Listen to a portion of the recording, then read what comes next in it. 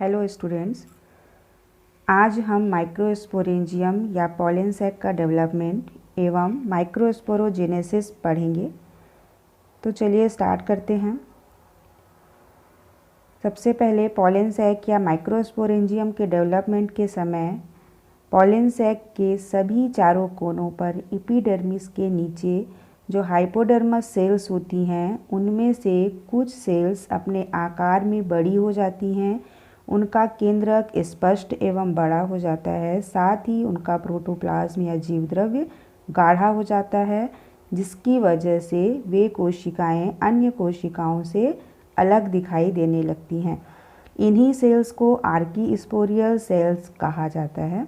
तो चित्र में आप लोग देख रहे हैं, यहाँ पर देखिए एपिडर्मिस के नीचे मेरिस्टेमेटिक सेल्स हैं जो हाइपोडर्मस सेल्स भी जिनको बोलते हैं। इनमें से कुछ सेल्स जो हैं वो उनका प्रोटोप्लाज्म गाढ़ा हो गया है, केंद्रक बड़ा हो गया है, जिसके कारण वो बाकी कोशिकाओं से अलग दिखाई देने लग गई हैं। तो इन्हीं को कहा जा रहा है आर्कीस्पोरियल सेल्स। अब इसके बाद यहाँ पर देखिए आर्कीस्पोरियल सेल्स में डिवीज़न हुआ, पेरिक्लाइनल डिवीज़न हुआ और बाहर की ओर क्या बन रहा है, प्राइमरी पैराइटल सेल एवं अंदर की ओर प्राइमरी स्पोरोजिनस सेल्स जो हैं वो बन गई हैं। अब इसके बाद डायग्राम में आप लोग देख रहे हैं, ठीक है, कि जो प्राइमरी पैराइटल सेल है वो 3 से 5 भित्ति स्तर बना रही है, जिसमें से एपिडर्मिस के ठीक नीचे वाली जो लेयर है उसकी सेल वॉल मोटी हो जा रही है और ये क्या कहलाएगी, एंडोथीशियम। तो ये हो गई एंडोथीशियम। पॉलन सैक में जिन स्थानों पर स्फुटन होना होता है वहाँ पर एंडोथीशियम की सेल्स पतली रह जाती हैं और स्टोमियम कहलाती हैं। तो ये हो गया स्टोमियम, यहाँ पर एंडोथीशियम की सेल्स जो हैं वो पतली हैं। एंडोथीशियम से नीचे वाली 1 या 2 भित्ति कोशिकाएं मिडिल लेयर, ये हो गया मिडिल लेयर, और सबसे नीचे वाली टैपिटम बनाती हैं। तो इस तरह से हम लोग देख रहे हैं कि जो प्राइमरी पैराइटल सेल्स है उससे क्या क्या बन रहा है, एंडोथीशियम बना रही है वो सबसे पहले। उसके बाद मिडिल लेयर जो है वो 1 से 2 लेयर्ड है, ठीक है। 1 से 2 जो भित्ति कोशिकाएं हैं वो मिडिल लेयर बना रही हैं और सबसे अंदर वाली जो लेयर है वॉल है वो टैपिटम बनाती है। टैपिटम की कोशिकाएं लंबी और बड़ी होती हैं। अब इसके बाद क्या होता है, जो मिडिल लेयर की सेल्स हैं वो जल्दी ही नष्ट हो जाती हैं और ग्रोथ करते हुए माइक्रोस्पोर्स को पोषण प्रदान करती हैं। इसी तरह टैपिटम लेयर की सेल्स भी बाद में नष्ट होकर माइक्रोस्पोर्स के पोषण में सहायक होती हैं। अब अंदर की तरफ बनी हुई प्राइमरी स्पोरोजिनस सेल्स कई विभाजनों के द्वारा बहुत सारी पॉलन मदर सेल्स या माइक्रोस्पोर मदर सेल्स का निर्माण करती हैं। इन्हीं माइक्रोस्पोर मदर सेल्स के मियोसिस डिवीजन के द्वारा पॉलन ग्रेन्स का निर्माण होता है। तो यहाँ पर डायग्राम में ये आप जो देख रहे हैं ये एक पॉलन सैक या माइक्रोस्पोरेंजियम का भाग है, सेक्शन है, जिसमें उसके सभी भाग या सभी स्तर जो हैं वो स्पष्ट दिखाई दे रहे हैं। सबसे ऊपर की ओर हम देख रहे हैं एपिडर्मिस है, उसके बाद एंडोथीशियम है, फिर मिडिल लेयर्स हैं, उसके अंदर टैपिटम की सेल्स हैं जो लंबी और बड़े आकार की हैं और उनके अंदर है पॉलन सैक या जिनको परागकोश बोलेंगे, और परागकोश में हमको माइक्रोस्पोर्स मदर सेल दिखाई दे रही हैं, ठीक है, पॉलन सैक के अंदर।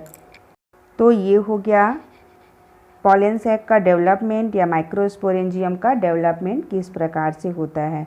अब इसके बाद हम देखते हैं माइक्रोस्पोरोजेनेसिस, जिसे लघु बीजाणु जनन भी कहते हैं। आवृत्ति बीजियों में माइक्रोस्पोरेंजियम का डेवलपमेंट यूस्पोरेंजिएट प्रकार का होता है।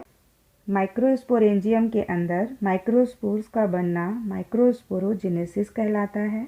तो हमने अभी पीछे देखा कि पॉलन सैक या माइक्रोस्पोरेंजियम के विकास के समय किस प्रकार से आर्कीस्पोरियल सेल्स बनी और फिर आर्कीस्पोरियल सेल्स में डिवीज़न हुआ, जिसके द्वारा पैराइटल सेल्स और प्राइमरी स्पोरोजिनस सेल का निर्माण हुआ। आगे पैराइटल सेल्स में विभाजन हुआ और 3 से 5 स्तरीय भित्ति का निर्माण हुआ एवं प्राइमरी माइक्रोस्पोरोजिनस सेल्स एक दूसरे से अलग होकर माइक्रोस्पोर मदर सेल्स के समान व्यवहार करने लगती हैं। तो इसको हमने अभी पीछे समझ लिया, ठीक है, कि किस तरह से माइक्रोस्पोरेंजियम या पॉलन सैक का डेवलपमेंट हो रहा है। अब देखिए, माइक्रोस्पोरेंजियम की भित्ति के बनने के साथ साथ प्राइमरी स्पोरोजिनस सेल्स भी 2 या 3 डिवीजन्स द्वारा बहुत सारे माइक्रोस्पोर मदर सेल्स का निर्माण करती हैं। प्रारंभ में ये माइक्रोस्पोर मदर सेल्स आपस में जुड़ी हुई रहती हैं, पर कुछ समय पश्चात ये सेल्स एक दूसरे से अलग होकर गोलाकार हो जाती हैं। इनमें से कुछ मदर सेल्स माइक्रोस्पोर्स के पोषण में सहायक होती हैं।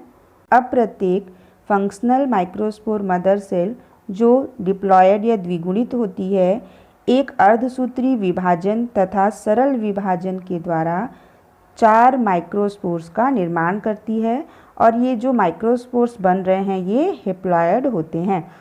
इसको डायग्राम की सहायता से अच्छे से समझते हैं। यहाँ पर देखिए, ये एक पॉलन मदर सेल है, तो प्रारंभ में ये डिप्लॉयड होती है। अब इसमें अर्धसूत्री विभाजन होगा और अर्धसूत्री विभाजन के द्वारा ये 4 केंद्र की संरचना बना रही हैं। ये पॉलन टेट्रॉड बन रहा है, 4 केंद्रक बने हैं। कोशिका भित्ति का विभाजन होगा और ये 4 कोशिकाओं में अलग अलग हो जाएंगे। तो यहाँ पर हम देख रहे हैं कि अर्धसूत्री विभाजन के द्वारा एक पॉलन मदर सेल जो है वो 4 पॉलन ग्रेन्स या माइक्रोस्पोर्स में विभाजित हो गई है, ठीक है। अब ये जो माइक्रोस्पोर्स या पॉलन ग्रेन्स बने हैं ये कैसे हैं? ये हिप्लॉयड हैं, यानी अगुणित हैं। इस तरह से यहाँ पर जो हम लास्ट में देख रहे हैं ये एक मेच्योर माइक्रोस्पोर या पॉलन ग्रेन का स्ट्रक्चर है, जिसमें हमको एक्साइन, इंटाइन, जर्मपोर, न्यूक्लियस और साइटोप्लाज्म इतने जो भाग हैं इसके स्पष्ट दिखाई दे रहे हैं। तो इस तरह से माइक्रोस्पोरोजेनेसिस से माइक्रोस्पोर्स का निर्माण हो गया। अब आगे हम देखते हैं माइक्रोस्पोरोजेनेसिस के प्रकार। पॉलन मदर सेल या माइक्रोस्पोर मदर सेल के विभाजन के पश्चात भित्ति निर्माण की विधि के आधार पर माइक्रोस्पोरोजेनेसिस 2 प्रकार का होता है, जिसमें पहला है उत्तरोत्तर प्रकार या सक्सेसिव टाइप इसको बोलते हैं, और दूसरा है युगपत प्रकार या साइमल्टेनियस टाइप। तो फर्स्ट को हम देखते हैं पहले, सक्सेसिव टाइप। इस प्रकार के माइक्रोस्पोरोजेनेसिस में पॉलन मदर सेल का न्यूक्लियर डिवीज़न और वॉल फॉर्मेशन साथ साथ होता है, अर्थात माइक्रोस्पोर मदर सेल में अर्धसूत्री विभाजन होता है तथा 2 डॉटर न्यूक्लियाई का निर्माण होता है। इनके मध्य भित्ति का निर्माण भी होता है, ठीक है। इनके मध्य में वॉल भी बनती है। इसके पश्चात दूसरा विभाजन पहले विभाजन के समकोण पर होता है। तो इस प्रकार का जो माइक्रोस्पोरोजेनेसिस है वो सभी एक बीजपत्री पौधों में पाया जाता है। अब दूसरा प्रकार साइमल्टेनियस टाइप कहलाता है। द्विबीजपत्री पौधों में माइक्रोस्पोर मदर सेल का केंद्रक 2 बार विभाजित होता है और इस प्रकार 4 अगुणित केंद्रकों का निर्माण होता है। कुछ समय पश्चात इन केंद्रकों के चारों ओर भित्तियों का निर्माण प्रारंभ हो जाता है और अंततः 4 परागकणों या पॉलन ग्रेन्स का निर्माण हो जाता है।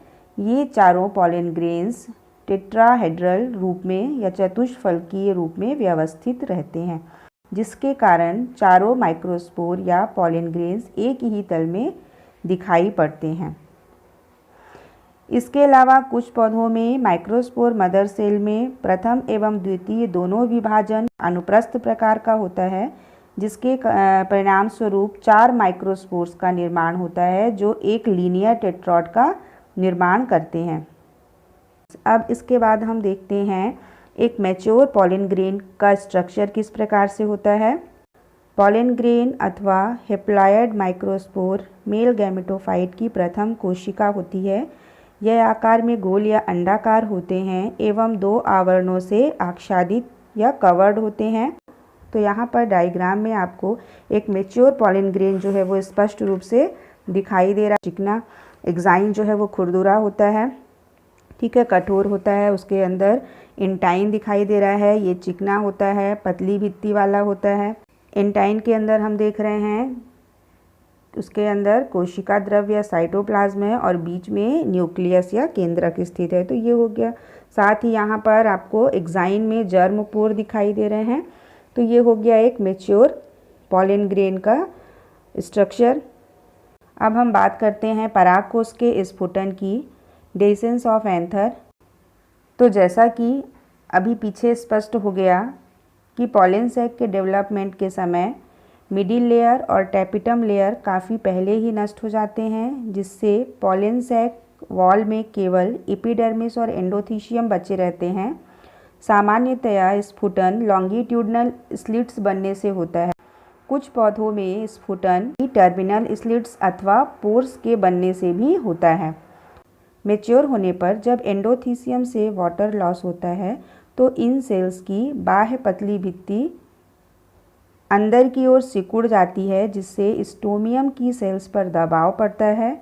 इस प्रकार स्फुटन के फलस्वरूप पॉलन ग्रेन्स स्वतंत्र हो जाते हैं। तो यहाँ पर आप लोग डायग्राम में भी देख रहे हैं कि किस तरह से डेhiscence हो रहा है पॉलन सैक का, और पॉलन ग्रेन्स जो हैं या माइक्रोस्पोर्स जो हैं वो स्वतंत्र हो जा रहे हैं। ठीक है। अब इसके बाद नेक्स्ट हमारा टॉपिक है डेवलपमेंट ऑफ मेल गैमेटोफाइट या नर युग्मकोद्भिद का विकास। तो चलिए इसको देखते हैं। पॉलन ग्रेन्स का अंकुरण उनके पॉलन सैक या माइक्रोस्पोरेंजियम से स्वतंत्र होने के पूर्व ही प्रारंभ हो जाता है। विभाजन के पहले परागकण कोशिका का केंद्रक परागकण की भित्ति के समीप जाकर समसूत्री विभाजन की सहायता से दो केंद्रकों में विभाजित हो जा रहा है। तो इसको हम लोग डायग्राम की सहायता से और अच्छे से समझ लेते हैं। ये एक मैच्योर पॉलन ग्रेन है जिसमें हमको एक्साइन, उसके अंदर इंटाइन, उसके अंदर साइटोप्लाज्म और न्यूक्लियस स्पष्ट दिखाई दे रहे हैं। साथ ही इसमें जर्मपोर भी दिखाई दे रहा है। अब यहाँ पे क्या हो रहा है, इसके न्यूक्लियस में समसूत्री विभाजन स्टार्ट हो गया है। सेकेंड थर्ड स्टेप में हम देख रहे हैं कि यहाँ पर डिवीज़न हो रहा है। इस तरह से इसका जो न्यूक्लियस है वो समसूत्री विभाजन के द्वारा दो न्यूक्लियस में डिवाइड हो जा रहा है, जिसमें बड़ा जो न्यूक्लियस है वो ट्यूब न्यूक्लियस कहलाएगा और जो छोटा न्यूक्लियस है वो जनरेटिव न्यूक्लियस कहला रहा है। अब इसके आगे देखिए, जो छोटा जनरेटिव न्यूक्लियस बना है, यहाँ पर हम लोग देख रहे हैं इस डायग्राम में कि जो छोटा जनरेटिव न्यूक्लियस बना है उसके चारों ओर वॉल फॉर्मेशन हो जा रहा है, भित्ति का निर्माण हो रहा है। तो अब ये जनरेटिव सेल कहलाएगा। तो प्रायः एंजियोस्पर्मिक प्लांट्स में इसी स्टेज में पॉलन ग्रेन्स पॉलन सैक से स्वतंत्र होते हैं और इसके आगे मेल गैमेटोफाइट का डेवलपमेंट जो है वो स्टिग्मा पर होता है। तो अब हम बात करते हैं परागकण का वर्तिकाग्र पर अंकुरण किस प्रकार से होता है। परागकण वर्तिकाग्र पर उपस्थित शक्करीय तरल पदार्थ को अवशोषित करके फूल जाते हैं और अपना अंकुरण प्रारंभ कर देते हैं।